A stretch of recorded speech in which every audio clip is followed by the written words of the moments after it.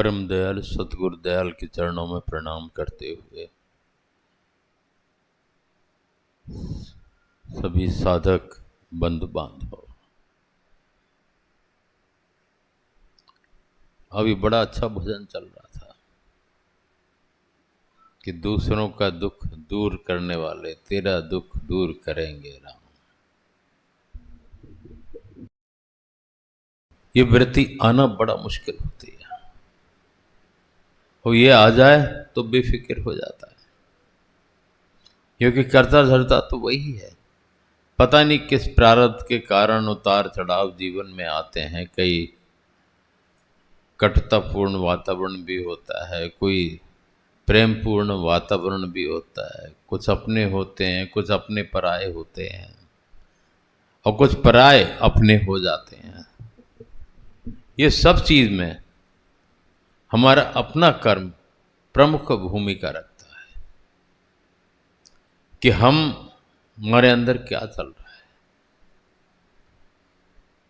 निश्चित तौर पर उसका प्रभाव बाहर पड़ता है।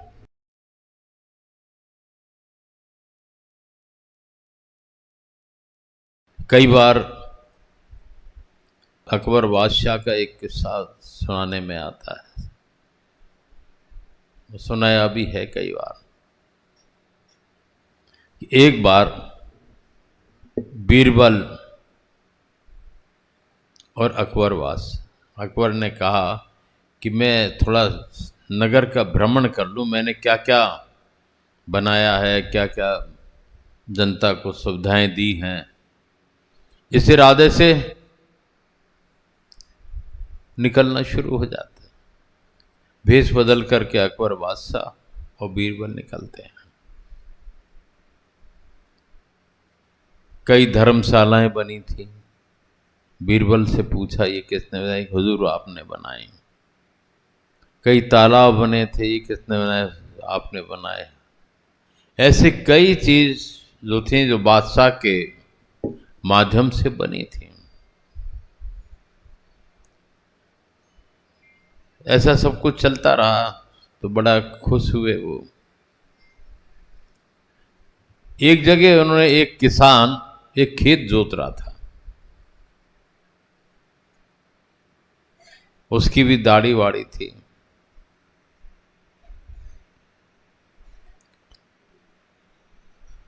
किसान की दृष्टि अकबर पे पड़ती है, उसके मन में कुछ ख्याल आता है। इधर बादशाह की दृष्टि उस किसान पे पड़ती है। वो बीरबल से कहते हैं कि फिर पता नहीं मेरे अंदर ये आ रहा है कि सर धर से अलग कर दूं। बादशाह थे, कर सकते थे, सजा दे सकते थे। 2-3 बार कहा। बीरबल ने कहा कि महाराज थोड़ा सब्र करिए, मैं जरा होके आता हूं। बीरबल बहुत बुद्धिमान थे और कई घटनाओं को वो ऐसे ही बड़े तरीके से निपटा दिया करते थे। बीरबल उस किसान के पास पहुंचते हैं और किसान से कहते हैं कि वो जो सज्जन जो खड़े हैं उनके बारे में क्या सोच रहे थे तुम? पहले तो उसने कहा नहीं कुछ नहीं। फिर वो कहते हैं मेरी एक इच्छा हो रही थी कि इसकी दाढ़ी पकड़ कर 2-4 इसके थप्पड़ लगा दूं, क्योंकि किसान इससे ज्यादा कुछ कर नहीं सकता था, थप्पड़ ही मार सकता था। बीरबल तुरंत समझ गए कि किसान के अंदर बादशाह के प्रति ये मन में संकल्प विकल्प उठे हैं, और यही कारण है कि बादशाह के अंदर ये संकल्प उठा कि इसका सर धड़ से अलग कर दूं, क्योंकि उसको पावर थी। हमारे अंदर जो संकल्प विकल्प उठते हैं, जो रेज निकलती है, वो विपरीत प्रभाव भी डालती है और अनुकूल प्रभाव भी डालती है। हमारा सोच का प्रभाव दोनों तरह का रहता है। साधक को सत्संगियों को, जो सत्संग से जुड़े हुए हैं, साधक हैं, उनको चाहिए कि अपना सोच ऐसा रखें कि दूसरे का हित हो, अहित ना हो जाए कहीं। अगर ये सोच रहेगा तो प्रेम प्रेम ही प्रेम दिखेगा। कवि सम्मेलन के वो दो कड़ियां बार बार याद आ जाती हैं कि नफरत कबहू न कीजिए दुश्मन से भी यार, एक दिन घबरा कर कर बैठेगा वो प्यार। प्यार तो बांट के देखो, नफरत करोगे नफरत मिलेगी, प्यार करोगे तो एक ना एक दिन वो नतमस्तक हो जाएगा और दुश्मन होते हुए भी आपका हो जाएगा।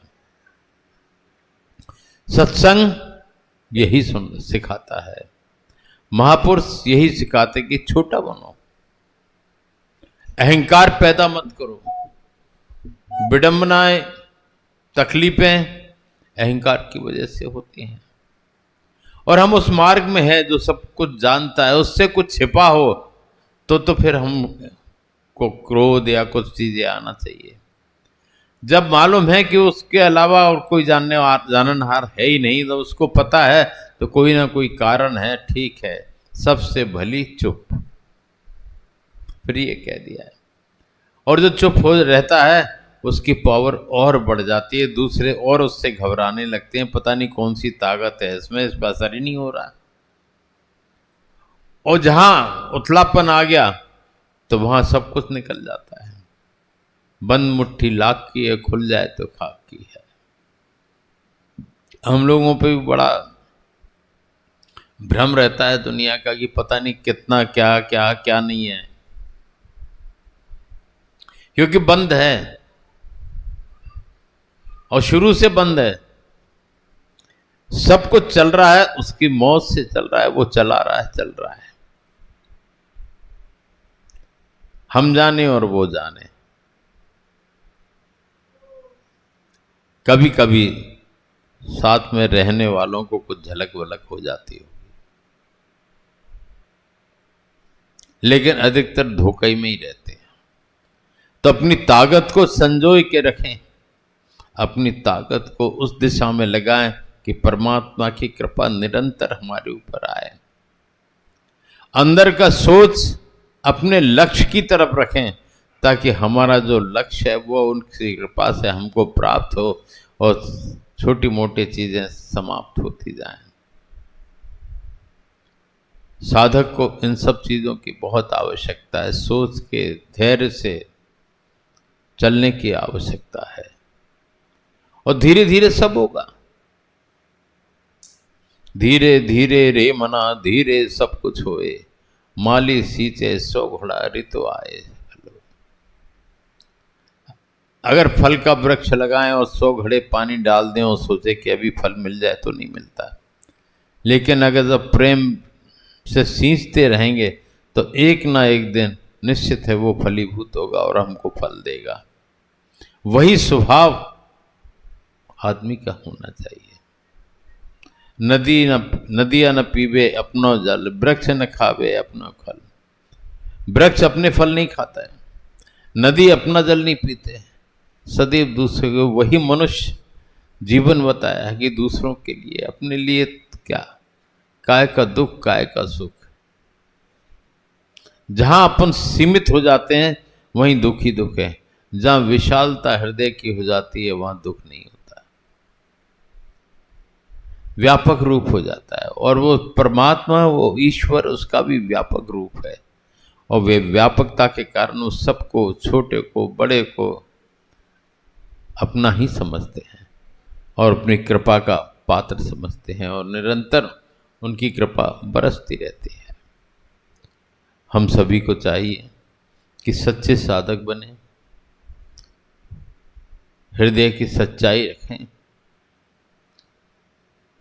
हमारे जो विकार हैं वही हानिप्रदक हो जाते हैं, मन को ठेस पहुंचती है कई चीज़ों से। लेकिन जिसके पास परमात्मा रूपी धन होता है उसको कोई फर्क नहीं पड़ता है, वो सब कुछ सहन कर जाता है, हजम कर जाता है, और बाकी लोग परेशान होते रहते हैं। उल्टा काम होता है। हम सबको भी चाहिए। उसकी कृपा से हमारा सब काम चलता रहे और सदैव उसकी कृपा बनी रहे, बाकी और कुछ अभिलाषा नहीं होना चाहिए, ताकि जीवन हमारा सार्थक हो, हमारा लक्ष्य हमें मिल सके और उसकी कृपा निरंतर दिनों दिन बढ़ती जाए, इसका प्रयत्न करें। ओम।